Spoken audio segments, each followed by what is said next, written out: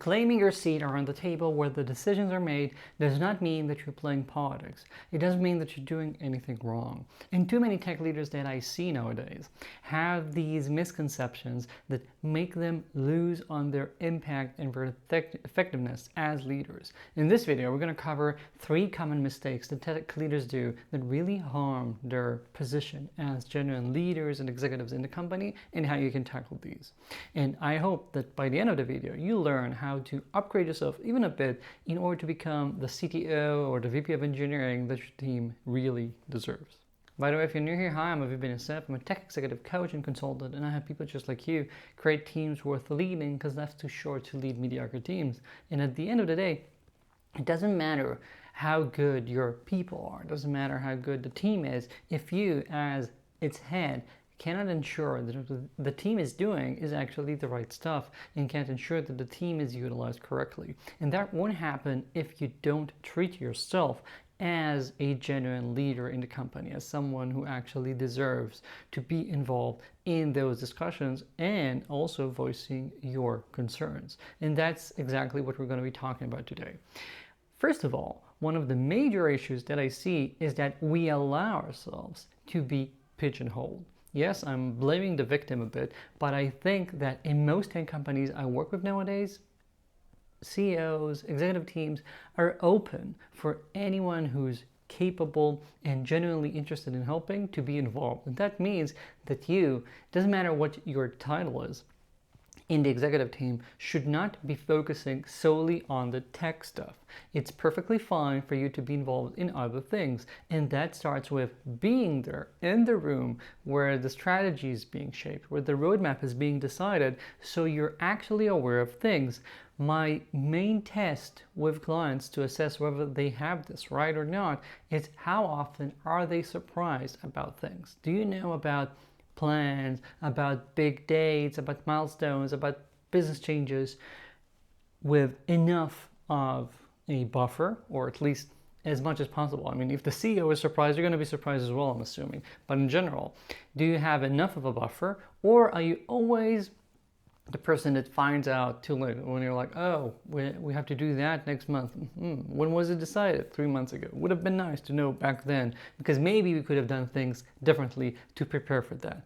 So the first part is that stop pigeonholing yourself and take part in those meetings. I have a specific video about how you need to elbow yourself into those rooms, and I believe that you can do that if you just register within your mind that you're not going to be doing it for your ego. You're not doing it to feel good about yourself, about being in that meeting. No one cares about it. Most people are trying to evade meetings.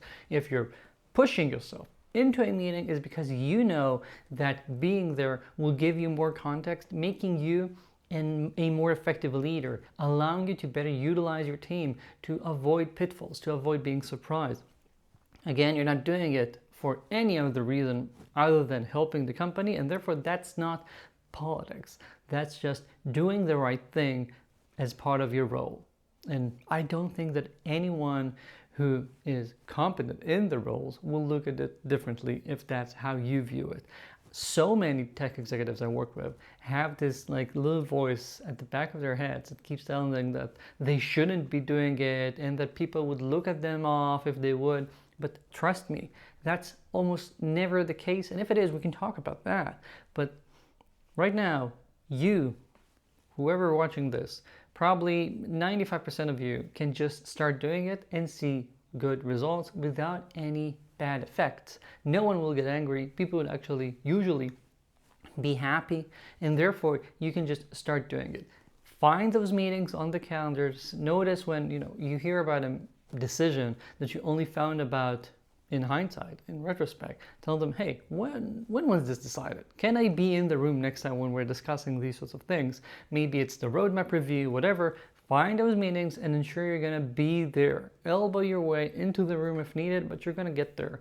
And once you're there, you're going to start realizing what's actually happening. And that will really set you up for success, because when you're not surprised, that already reduces substantially the amount of fires you have to put out, and that by itself will make your team a lot more effective and will give you more time to focus on things that are higher altitude and not just always being in the weeds tackling whatever urgent fire you have today.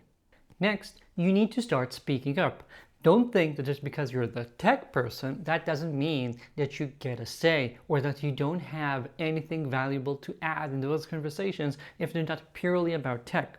I've seen countless cases, as I recount in my books, about CTOs who were only notified post-fact about acquisitions, resulting in really bad acquisitions because the CTO wasn't there, looped in to say that the technology doesn't make sense together, or that a company missed by a year a huge opportunity to make a leap into the Gen AI trend because they already had the talent in-house, they already had the thing, they were there, but no one from tech was in those meetings to say, hey, that's a good opportunity if we're looking at different directions we can go in. And therefore, the company only realized it a year later. In a year in a startup's life, especially during that peak of the Gen AI wave, could have made a huge difference there. And therefore, you have to start speaking up. It's not enough to just be in the room. That's a good start. But I want you to be an active participant. You're not passive there, just taking notes, but you need to ensure that you are an equal peer. That means that you ask questions if you don't understand something. You can clarify something. You can demand, or at least ask, that things will be explained because they don't make sense to you. That doesn't make you stupid. That doesn't make you annoying. Again, that's what any capable and responsible person would do if they're part of the team, right? You want to understand what the team is deciding. You want to ensure that you're helping, that you're not missing anything. So just allow yourself to be active there. Ask questions as needed, even if you think they're stupid questions. I've got another video about reducing your own common sense filter in your head, because a lot of us think that, oh, that would be a stupid question, or no one else is asking it, so probably there's no need to ask it. But no, I think that we need to stop thinking that everything is common sense, and everyone already knows that, they probably would have thought about it. No, you need to start voicing your concerns. You need to start asking questions, even the simple ones, because those really accelerate your learning. Even if you're wrong, by asking those questions, you learn incredibly fast. And usually the cost of wasting people's time is probably like 10 seconds in case you're talking about something that no one cares about or that they already took into consideration.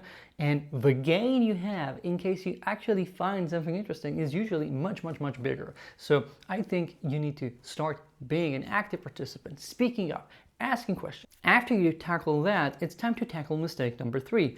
After we tackled you not being in the room and pigeonholing yourself, and then you not speaking up when you're in the room, the next part is you essentially shooting yourself by the foot when you have an idea and you're not creating the right framework for it to actually succeed, not speaking business and not speaking the language your peers are speaking. What do I mean by that? Sometimes you've gotten yourself into the room and you start speaking up about things, but when you have ideas, you fail to actually get the team, the executive team, to agree with you. You think that something needs to be done, or you have an idea, and yet you never make it through the meeting with people actually agreeing with you, with people signing off what you just said. And that's because often we don't know how to do this properly, how to convey the message effectively. We're used to, I don't know, how we suggest technical approaches in engineering, which usually is very, very technical, quick. There are best practices, and it's solely by merit, and we all have the same profession. So it's a lot easier to speak. That's not the case in most executive teams, because by definition, they're a lot more heterogeneous.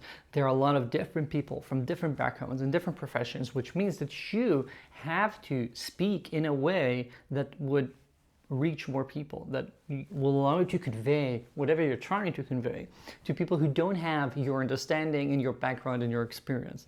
And to do that, you have to put in some time and effort into creating the right relationships with your peers and talking to them in business, or in, the what's in it for me mindset.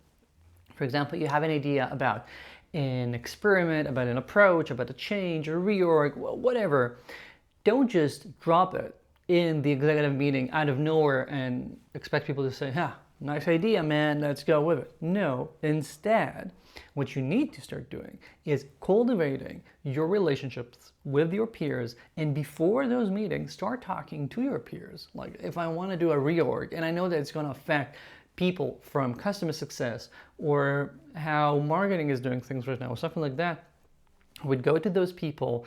I would ask them regularly, because you are peers, you need to be talking regularly like you're talking to your direct reports, have one-on-ones, and I would ask them about the issues I'm seeing and how they're seeing it, and whether this problem we have is something that they also think is worth solving, or if they have other problems that actually go hand in hand with these problems or stuff like that. And together I would suggest, maybe if we do that, what do you think? Would that be helpful for you as well? Do you think we can do that? Start creating these allies. So when you have an idea, you're not dropping it out of the blue on people in the executive meeting, but when you're actually introducing it, you only have one or two people who are involved, who are also stakeholders in that change, and who are aware of it, already agree with you. Maybe they're also championing it with you, or at least they don't disagree. They're not gonna say that it's a bad idea or shoot it down. Once you do that, and once you speak business to them, right? We started with discussing about what they have, what issues they're seeing, what they would like to see improved. You're talking about what you want to do. We're finding the way to make those needs meet. And doing that, you're not talking tech. You're not talking about the right way of solving a problem technically. You're talking about people's needs and how you're going to be working towards them. That's speaking business. Yeah, that's as complex as it is most of the times. So what you need to do is start creating these relationships with your peers and work on suggesting whatever changes you think are worth making, working with them to sell that to the executive team, so that when you get to the room, you guys can already start going. You have the most relevant people already agreeing, and therefore the act of selling, the act of making people agree to it, is going to be a lot easier. That will very likely increase your impact on the team, because if you contrast this end result from the starting point, you are now someone who is aware of the roadmap ways in advance. So your team is much less likely to be surprised. You're helping shape that roadmap because you're voicing concerns, you're talking about things, you're throwing in ideas, which again makes your team better utilized. And lastly, you have a bigger chance to have those better ideas and your suggestions take place and be agreed to execute, because you learned how to speak to your peers and how to be an effective leader in the executive team. It's an executive team, and therefore you have to learn how to be a team player in that team. And I'm counting on you to do just that. It doesn't matter that you're just a tech person.